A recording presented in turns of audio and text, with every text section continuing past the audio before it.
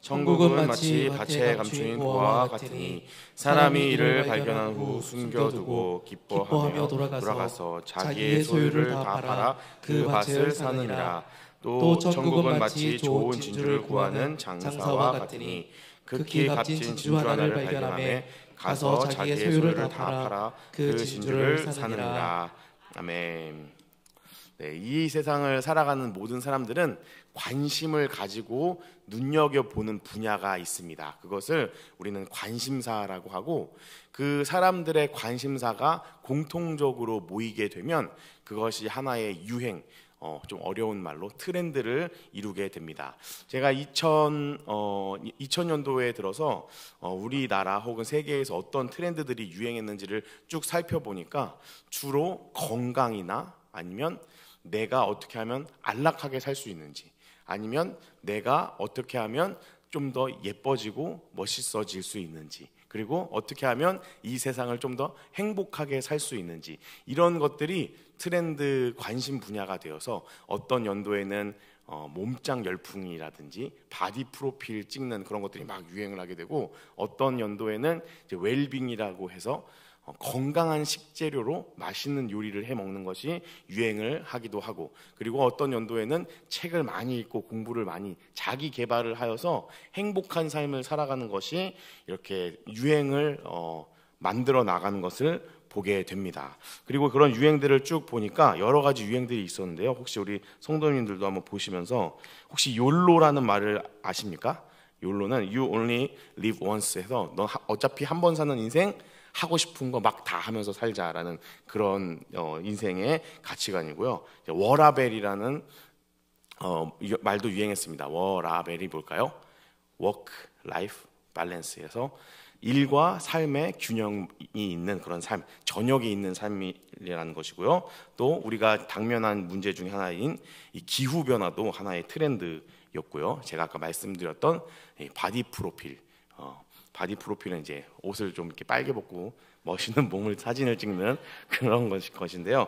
네, 우리 성도님들 중에서도 혹시 그런 사진을 찍으신 분이 아마 없으시겠죠. 네, 그래서 그런 것들이 세상에서는 유행을 하고, 우리는 내 건강이라든지 아니면 내가 어떻게 하면 조금이라도 더 편안하고 안락한 인생을 살 수 있을지, 이거에 굉장히 관심을 많이 가지면서 살아갑니다. 그래서 제가 이 설교 준비를 하면서 쭉 보면서 옛날에는 주로 미디어나 사회가 이런 가치관을 따라서 살아가야 합니다라고 제시를 해주면 그 사람들이 이게 요즘 유행인가 보다, 이게 우리가 중요하게 생각해야 되는 건가 보다 하고 그것을 따라가는 그런 식으로 유행이 만들어졌다면, 지금 세대에 와서는 내가 기준이 되어서 내가 세우는 가치에 따라 사람들이 많이 움직이고 있다라는 생각을 하게 됩니다. 그리고 요즘에는 어떤 것이 또 이제 세대의 화두로 던져졌냐면 AI, 인공지능이라고 하는 것들이 우리에게 화두로 던져지고 있습니다. 그래서 이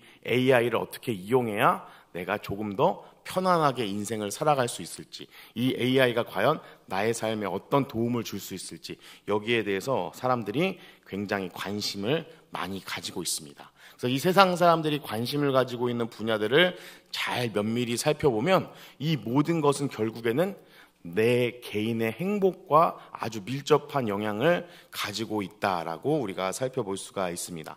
그러면 사랑하는 우리 동관교회 성도 여러분, 우리가 어떻게 하면 행복한 인생을 살 수 있을까요? 어떻게 하면 인생이 좀 행복할까요? 다들 행복한 인생을 살고 계신가요? 좀 몸도 건강하고 돈도 많고 어려운 일 만나지 않고 쉽게 일처리들이 잘 이루어지고, 또 내가 사고 싶은 것을 살 수 있는 자유로운 소비 생활이 가능한 경제적인 기반이 있는 것이 행복한 삶이다 라고 만일에 제가 말한다면 여기에 동의를 하시나요? 네, 아마 여기에 동의를 하실 수도 있고 안 하실 수도 있지만 우리는 이제 가치관이 조금 이 세상 사람들과 다르니까 그렇지만 세상 사람들에게 아마 이렇게 이야기하면 대체적으로는 그렇게 사는 것이 행복한 삶이지라고 아마 이야기를 할 것입니다. 그래서 2000년대에 들어서 행복지수라는 것이 사회적으로 많이 이제 널리 알려지게 되었습니다. 처음에는 어떤 공신력 있는 기관이 아니라 국제 NGO 단체라든지 아니면 국제적인 단체들에서 행복도를 조사하고 국가의 얼마나 행복도가 높은지 이런 것들을 조사를 해 나갔습니다. 그래서 세상 사람들의 생각과는 다르게 선진국이나 복지 시설이 기반이 잘 갖추어진 나라가 행복도도 높을 것이다라고 생각했는데 전혀 뜬금없게 비누아투라는 나라라든지 부탄이라는 나라라든지 그리고 우리에게도 좀 익숙하지만 베트남이라든지 이런 나라들이 이 행복 지수가 높게 상위권에 랭크되는 것들을 보면서 이 경제적인 것 그리고 어떤 사회 인프라와 행복이 꼭 그렇게 관계가 있는 것은 아니구나라는 생각들을 우리가 하게 되었습니다. 이 자본 문명이 발달하고 그리고 자본이 풍성하다고 해서 꼭 사람들이 행복을 느끼는 것은 아니구나라는 것을 많은 사람들이 이제 알게 되었습니다. 그렇다면 우리는 이 세상의 기준이 아니라 성경의 기준대로 세상을 살아가는 사람들인데 성경은 우리에게 행복은 어떻게 얻을 수 있는 것인지 어떻게 하면 행복한 인생을 살 수 있는지 성경은 우리에게 무엇라고 말해주고 있을까요? 오늘 본문을 통해서 성경이 우리에게 알려주는 행복의 비밀을 한번 찾아보려고 합니다. 오늘 본문 말씀에 보면 두 사람이 등장합니다. 어떤 사람과 어떤 사람이 등장하죠? 44절에 농부 한 사람이 등장하고 45절에 보면 진주 장사꾼이 등장을 합니다. 근데 이 두 사람은 둘 다 좀 공통점이 있습니다. 직업은 다르지만 이 두 사람은 어떤 공통점이 있냐면 힘든 인생을 살아가다가 어떤 한 사건을 계기로 하여서 무척 행복한 인생을 살게 되었다라는 공통점이 있습니다. 그럼 도대체 이 두 사람에게 어떤 일이 일어났기에 이 두 사람이 행복한 인생을 살아가게 되었는지 우리가 그것을 한번 살펴보면 성경에서 우리에게 알려주는 행복의 비밀을 우리가 좀 알 수가 있을 것입니다. 첫 번째로 이 농사 짓는 사람에게는 어떤 일이 일어났을까요? 이 농사 짓는 사람은 이 44절 말씀을 잘 살펴보시면 일반적인 농사꾼이 아닙니다. 자기 밭을 소유하고 내 땅에서 내가 농사를 짓는 사람이 아니라 내 땅이 아닌 다른 사람의 땅에서 농사를 짓는 소작농의 인생을 살아가는 사람이었습니다. 나의 밭, 내 소유의 밭도 없이 남의 땅에다가 농사를 지으면서 하루하루 근근히 살아가는 별로 인생에 기대하고 기뻐할 것이 없는 그런 소작농 농부가 하루는 밭을 갈다가 밭 속에 숨겨진 보물상자를 발견하게 됩니다. 아무리 우리가 이 자유민주주의, 자유경제주의를 살아간다 할지라도 되물림되는 가난을 극복하는 것은 사실 힘든 일입니다. 그러니까 이 가난한 소작농 생활을 하는 이 농부에게 인생에 있어서 어떤 행복이 있었겠습니까? 인생이 다 그런 거지 뭐 하면서 하루하루의 수고를 참으며 견디면서 하루하루 소작농의 생활을 살아가고 있던 이 농부가 엄청난 행복을 누릴 수 있는 기회가 생겼는데 그것은 밭에 감추어져 있는 보물을 발견했기 때문입니다. 그리고 그 뒤에 나오는 진주 장사꾼도 마찬가지입니다. 이 진주 장사꾼도 자기 점포 없이 이 마을 저 마을 떠돌아다니면서 진주를 사고 팔면서 떠돌이 인생을 살아가는 그런 장사꾼이었습니다. 이런 장사꾼의 삶에 어떤 큰 행복이 있었겠습니까? 그러나 이 진주 장사꾼에게도 엄청난 행복의 기회가 찾아오는데 그것은 그가 평생 동안 결코 볼 수 없었던 아주 값진 진주를 발견하게 되었기 때문입니다. 밭에 감추어진 보물 그리고 아주 값비싼 진주를 발견하게 되는 순간 이전까지는 무미건조했던 삶 가운데 생기가 돌고 행복이 일어나게 되는 그런 인생이 이 두 사람에게 시작됩니다. 이 두 사람이 보물을 발견하고 이 값비싼 진주를 발견하고 와, 이제 내 인생에도 뭔가 돌파구가 생기겠구나라고 기뻐하면서 기대에 찬 모습으로 이걸 어떻게 하지라고 발을 동동 구르면서 기뻐하고 흥분하는 모습이 제 눈에는 이렇게 그려지고 있습니다. 그렇습니다. 우리가 이 평범하고 그저 그런 인생을 살아가다가 어떻게 하면 그런 우리의 인생이 날마다 흥미진진하고 행복한 인생이 될 수 있을까요? 보물을 발견해야 합니다. 값비싼 진주를 발견해야 합니다. 보물, 값비싼 진주가 무엇을 의미하는 것일까요? 우리 성도님들도 조상님 소유로 된 땅을 이제 잘 찾아보시면서 밭을 잘 갈아서 혹시라도 거기에 보물이 묻혀져 있지 않는지 이런 것을 살펴보아야 할까요? 아닙니다. 우리에게 성경이 말해주는 값진 보물, 값진 진주는 바로 예수 그리스도이십니다. 베드로전서 2장 4절의 말씀에 보면 이런 말씀이 있습니다. 제가 한번 읽어드리겠습니다. 사람에게는 버림바 되었으나 하나님께는 택하심을 입은 보배로운 산돌이신 예수께 나아가. 아멘.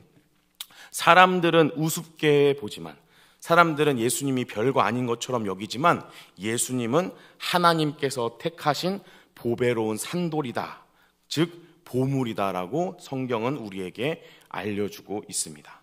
소장농이 우연히 이 보물을 발견했든지 아니면 진주 장사꾼처럼 값진 진주를 발견하기 위해 여기저기 헤매고 다녔든지 간에 열심히 찾다가 발견했든 우연히 발견했든 예수님께서 우리의 보물이라는 것을 알게 될 때 우리의 인생은 그때부터 진정으로 행복하고 흥미진진한 인생이 되는 것입니다.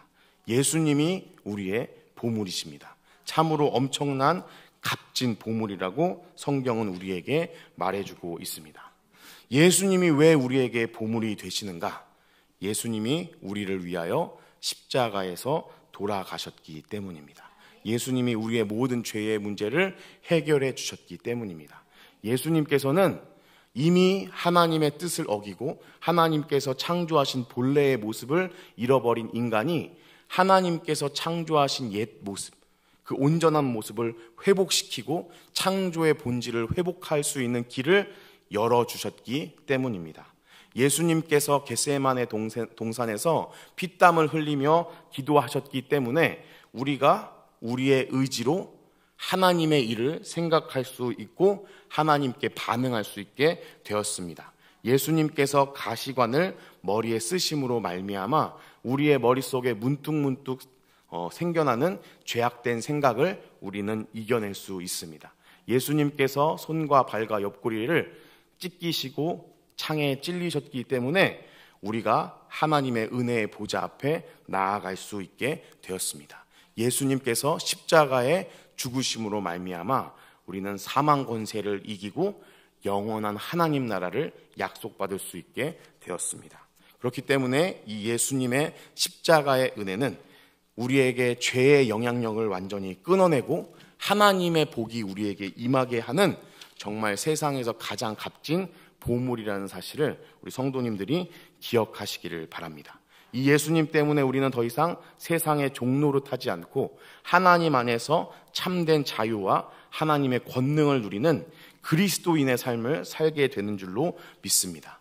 죄로 인한 모든 인생의 불행이 사라지고 이제는 우리가 하나님과 온전히 사귀면서 하늘의 온갖 좋은 축복들을 누리면서 하나님과 영원히 함께 살 수 있는 그런 행운이 우리에게 찾아온 것입니다. 예수님이 우리의 보물이시고 이 예수님을 발견해야 이 소장농 농부의 생활이든 진주 장사의 생활이든 이 무미건조하고 하루하루 반복되는 지겨운 인생이 보물을 발견함으로 말미암아 기쁘고 행복한 인생으로 바꾸어지는 줄로 믿습니다. 우리가 이 예수님으로 말미암아 인생이 완전히 달라지고 인생이 완전히 바뀌는 그런 기회가 우리에게도 찾아올 줄로 믿습니다. 왜냐하면 예수님께서는 우리의 인생을 완전히 바꿔놓으실 만한 그런 값어치가 있는 귀중한 보물이기 때문에 그렇습니다. 예수님이 참 보물 되심을 우리는 알아야 합니다. 예수님이 우리의 인생의 보물이라는 사실을 모르면 진정한 행복을 누릴 수가 없습니다.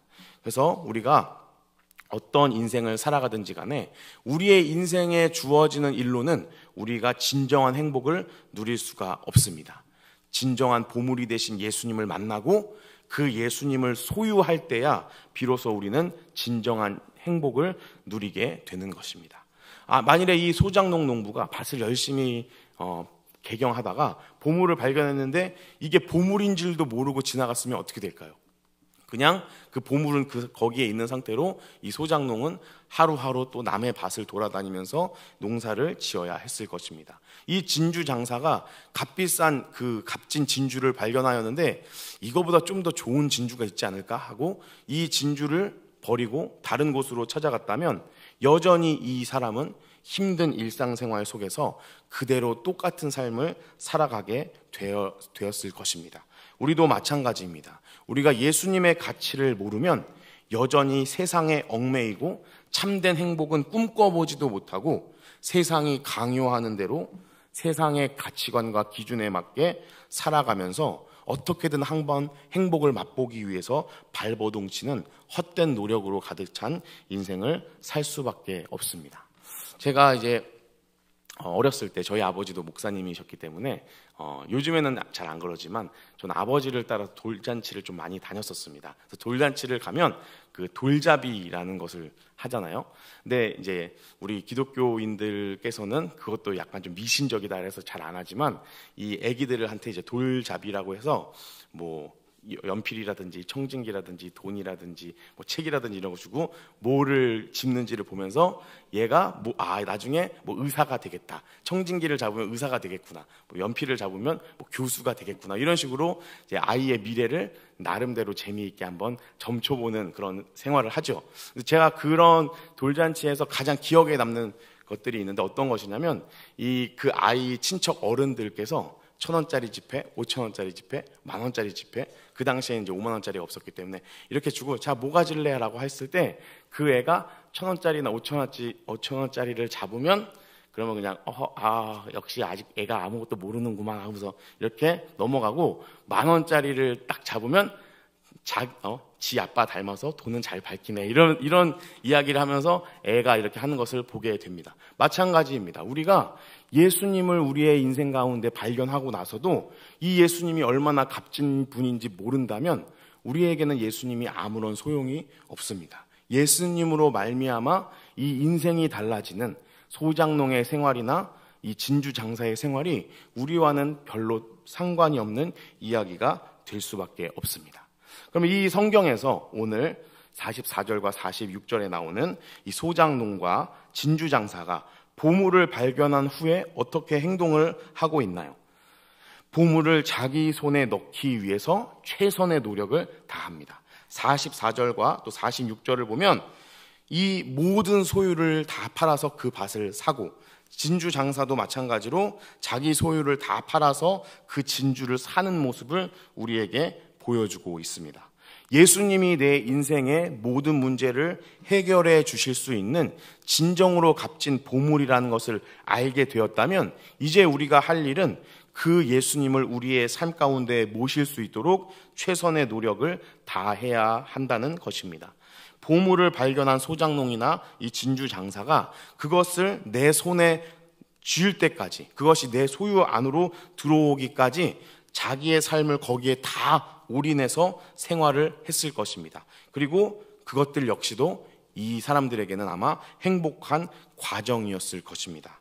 보물 대신 예수님을 알게 되었다면 그 예수님이 나의 인생의 주인이 되시도록 우리는 모든 노력을 다 해야 합니다.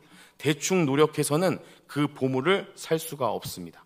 적당히 예수님을 섬기는 것만으로는 예수님이 나의 인생의 주인으로 모셔지지가 않습니다.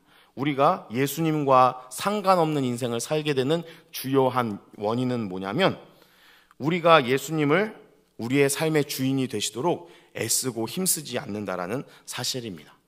예수님께서 나를 도와주시면 감사한 것이고 나를 안 도와주셔도 뭐 그냥 되는 대로 살지라는 이런 태도로 살아간다면 예수님은 결코 우리의 삶의 주인이 될 수가 없습니다. 잠언 8장 17절에 이런 말씀이 있습니다. 우리 같이 한번 읽어볼까요? 시작. 나를 사랑하는 자들이 나의 사랑을 입으며 나를 간절히 찾는 자가 나를 만날 것이니라. 아멘. 네. 보물이 사람을 필요로 하는 것이 아니라 사람이 보물을 필요로 합니다. 그 말은 무엇이냐면 하나님이 우리를 필요로 하는 것이 아니라 우리에게는 하나님이 필요합니다. 우리에게는 예수님이 필요합니다. 예수님은 우리 없어도 완전한 사람이시면서 완전한 신이시기 때문에 삼위일체 하나님으로서의 풍성한 교제 속에 살아가시기 때문에 우리가 있든 없든 그것은 하나님께는 전혀 아무런 영향도 없습니다. 우리가 하나님이 필요한 것이고 우리가 예수님이 필요한 것이지 예수님과 하나님은 우리 없이도 별 문제가 없습니다. 이 사실을 우리는 기억해야 합니다. 그런데 우리가 그런 귀한 예수님께 뭐 나를 도와주시려면 도와주시고 안 도와주셔도 뭐 어쩔 수 없죠 라는 이런 태도로 살아간다면 결코 우리의 인생 가운데 예수님이 주인으로 모셔지지가 않습니다. 예수님이 보물이라는 것을 알면서 예수님을 나의 삶에 모시기를 게을리한다면 예수님이 보물이 되시는 그 가치를 우리는 누릴 수가 없습니다. 내 인생에서 가장 힘써야 할 일은 무엇일까요? 예수님을 모시는 일입니다. 내 인생에서 가장 힘써야 할 일이 무엇일까요? 그 예수님과 함께 동행하는 일입니다. 그래야 예수님을 알 수 있습니다. 예수님을 힘써 알아야 하고 힘써 모셔야 합니다. 다른 일에 힘쓸 것이 아니라 예수님을 알고 그분과 함께하는 일에 우리가 힘써야 합니다. 교회에서 이루어지는 많은 사역들 가운데 우리가 열심히 그 사역들을 감당하는 것도 중요하지만 우리가 결코 잊어서는 안 되는 것이 있습니다. 교회 사역의 중심은 그 일로 하여금 내가 예수님을 더 알아가는 것이고 그 일로 하여금 예수님이 지금 나의 삶의 주인이 되시고 여전히 나에게 은혜를 베푸셔서 이러한 일들을 감당하게 해주시는구나 라는 것을 느끼는 것이지 그 일 자체는 별로 중요한 것이 아닙니다. 실수하든 실패하든 그 일 자체가 중요한 것이 아니라 그 일을 통해서 예수님을 만나느냐, 그 일을 통해서 예수님을 더 알게 되느냐, 이것이 더 중요한 것입니다. 그것이 세상의 일과 교회의 일이 다른 이유입니다. 세상의 일은 결과를 중요시하고 그 일로 하여금 회사에 어떠한 이익이 끼쳐졌는지가 중요하지만 교회의 일은 그 일들을 통해서 우리 성도님들이 얼마나 예수님을 알아가게 되었는가, 그 일을 통해서 예수님이 얼마나 우리의 삶의 주인이 되셨는가, 이것이 가장 중요한 일입니다. 우리 모든 동강교회 성도님들께서는 교회 사역을 감당하면서 혹은 각자 맡겨진 이 업무들을 수행하시면서 예수님을 더 알아가는 놀라운 축복을 누리시기를 예수님의 이름으로 축복합니다. 마지막으로 이 예수님을 얻기 위해서는 대가를 지불해야 합니다. 이 소장농이나 진주 장사가 다 보물을 발견한 후에 자기 모든 소유를 다 팔았습니다. 예수님을 알기 전에 내가 가졌던 생각과 습관과 취미와 모든 것들은 그대로 두고 예수님을 소유할 수 없습니다. 예수님의 말씀으로 우리가 새로운 사람으로 변화되어야 우리는 예수님을 소유할 수 있습니다. 예전에 즐기던 것, 이전에 추구하던 것을 그대로 추구하면서 예전에 자랑하는 것을 여전히 내 자랑거리로 붙들고 있으면서는 예수님을 나의 삶에 소유할 수가 없습니다. 그 모든 것들을 다 버리고 새롭게 이제는 예수님의 가르침을 따라 내 인생의 목표를 정하고 내 인생의 가치관을 새롭게 정립해야 합니다. 이것이 대가를 지불하는 것이고 자기 소유를 다 파는 것입니다. 예수님께서 제자들에게 이렇게 말씀하셨습니다. 제가 읽어드리겠습니다. 마태복음 16장 24절. 이에 예수께서 제자들에게 이르시되 누구든지 나를 따라오려거든 자기를 부인하고 자기 십자가를 지고 나를 따를 것이니라. 아멘. 네. 예수님을 위해서 나를 희생하는 것이 없다면 예수님을 통해서 내가 얻을 수 있는 것도 없습니다. 내가 그러나 예수님을 위해서 기꺼이 나를 희생한다면 우리는 천하보다 귀한 예수 그리스도를 소유하게 될 것입니다. 이 소장농도 그렇고 이 진주 장사도 그렇고 그 보물이 묻혀있는 밭, 그리고 그 진주가 내 소유가 되기 전까지는 이 보물의 어떠한 혜택도 누릴 수가 없습니다. 예수님도 마찬가지입니다. 예수님을 내 삶에 모시기 전까지는 예수님께 있는 모든 복은 다 그림의 떡에 불과합니다. 보물을 발견해야 행복해질 수 있고 그 보물을 소유해야 그 보물의 진정한 가치를 함께 누릴 수 있는 것입니다. 사랑하는 우리 동강교회 성도 여러분, 예수님이 보물이라는 사실을 믿으십니까? 그러면 우리는 그 변하지 않는 예수님이라는 보물을 소유해야 할 줄로 믿습니다. 예수님은 변하지 않는 보물이시며 가치가 떨어지지 않는 불변하는 보물이십니다. 그 예수님은 옛날에도 보물이었지만 지금도 보물이시고 앞으로 영원토록 우리의 삶의 보물일 줄로 믿습니다. 이 예수님을 소유하면 그때부터 달라진 인생을 살아갈 수가 있습니다. 성경의 많은 인물들, 특별히 사복음서에 기록된 많은 인물들은 부끄럽고 어렵고 남들 보기에 비천한 인생을 살다가 예수님을 만나서 참된 기쁨을 만나고 예수님을 만난 이후에 인생이 변하여지는 수많은 사건들이 우리에게 기록되고 있습니다. 이 예수님을 발견하고 예수님을 만나서 인생이 달라지는 것은 성경 속에서만 있는 이야기가 아니라 오늘날 이 시간, 이 세상에서도 이루어지는 일인 줄로 믿습니다. 우리도 나중에 혹시라도 우리의 이 인생의 이야기들이 누군가에게 기억된다면 우리의 인생 가운데에서도 예수님을 만나서 우리의 인생이 변화된 이 놀라운 이야기, 예수님을 만나서 변화된 인생의 놀라운 기쁨과 생기 넘치는 삶이 다른 사람들에게 전달되어야 할 줄로 믿습니다. 말씀을 정리하도록 하겠습니다. 사랑하는 우리 동강교회 성도 여러분, 우리가 정말로 노력해야 할 것은 어떻게 하면 일을 더 잘할까가 아니라 어떻게 하면 예수님을 나의 삶 가운데 더 소유할 수 있을까입니다. 예수님을 소유하고 살아간다면 이전의 삶과는 전혀 다른 삶을 살게 될 줄로 믿습니다. 예수님을 만난 후에는 이전에 즐기고 자랑하던 그리고 내가 붙잡고 있던 내가 추구하던 모든 가치관들이 변화될 줄로 믿습니다.